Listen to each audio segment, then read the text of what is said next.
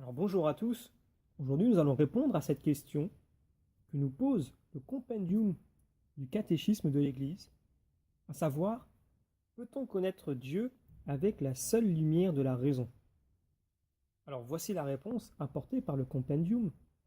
À partir de la création, c'est-à-dire du monde et de la personne humaine, l'homme, par sa seule raison, peut avec certitude connaître Dieu comme origine et fin de l'univers, comme souverain bien et comme vérité et beauté infinie.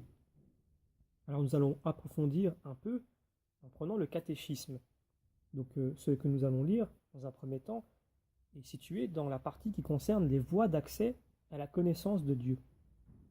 Donc créé à l'image de Dieu, appelé à connaître et à aimer Dieu, l'homme qui cherche Dieu découvre certaines voies pour accéder à la connaissance de Dieu. On les appelle aussi preuves de l'existence de Dieu, non pas dans le sens des preuves que cherchent les sciences naturelles, mais dans le sens d'arguments convergents et convaincants qui permettent d'atteindre à de vraies certitudes. Ces voies pour approcher Dieu ont pour point de départ la création, le monde matériel et la personne humaine.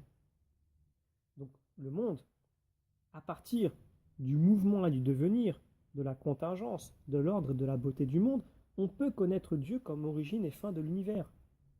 Saint Paul affirme au sujet des païens: ce qu'on peut connaître de Dieu est pour eux manifeste. Dieu, en effet, leur a manifesté. Ce qu'il y a d'invisible depuis la création du monde se laisse voir à l'intelligence à travers ses œuvres, son éternelle puissance et sa divinité.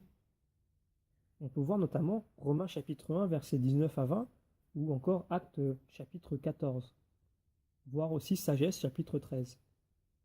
Et saint Augustin nous dit: interroge la beauté de la terre, interroge la beauté de la mer, interroge la beauté de l'air qui se dilate et se diffuse, interroge la beauté du ciel, interroge toutes ces réalités. Toutes te répondent: vois, nous sommes belles. Leur beauté est une profession. Ces beautés sujettes au changement.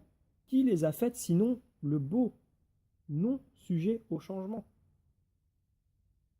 Aussi, à travers l'homme, avec son ouverture à la vérité et à la beauté, son sens du bien moral, sa liberté et la voix de sa conscience, son aspiration à l'infini et au bonheur, l'homme s'interroge sur l'existence de Dieu. À travers tout cela, il perçoit des signes de son âme spirituelle, puisque nous pouvons lire: germe d'éternité qu'il porte en lui-même, irréductible à la seule matière, donc en gaudium et spes. Son âme ne peut avoir son origine qu'en Dieu seul. Le monde et l'homme, donc, attestent qu'ils n'ont en eux-mêmes ni leur principe premier ni leur fin ultime, mais participent à l'être en soi, sans origine et sans fin.